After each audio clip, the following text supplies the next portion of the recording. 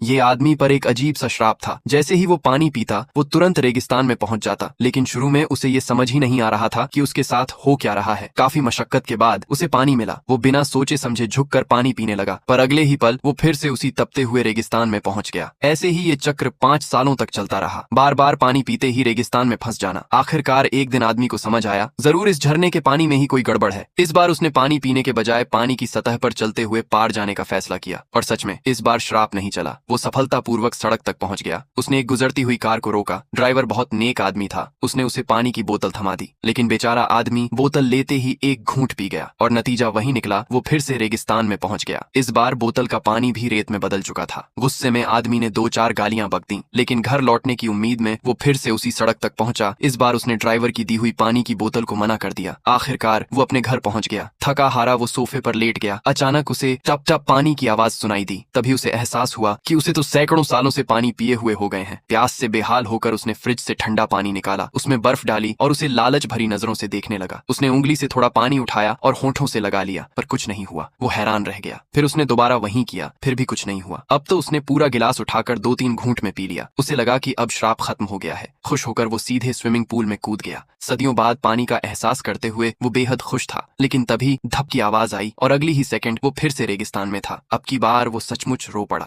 हजारों मुश्किलों के बाद वो फिर किसी तरह शहर पहुंचा और थका हुआ सड़क किनारे बैठ गया। तभी उसे एक ख्याल आया। उसने पास से गुजरती एक लड़की से कहा, excuse me, can I get some water? लड़की बोली, sorry, it's for my dog, try a bathroom. आदमी के चेहरे पर मुस्कान आ गई। वो आखिरकार आजाद हो गया था और वो लड़की अगले ही पल रेगिस्तान में पहुंच गई। अब वो लड़की भी उसी श्राप के चक्कर में फंस चुकी थी। क्या आप जानते हैं इस श्राप को तोड़ने का असली तरीका क्या है? जानने के लिए अगला भाग जरूर देखें।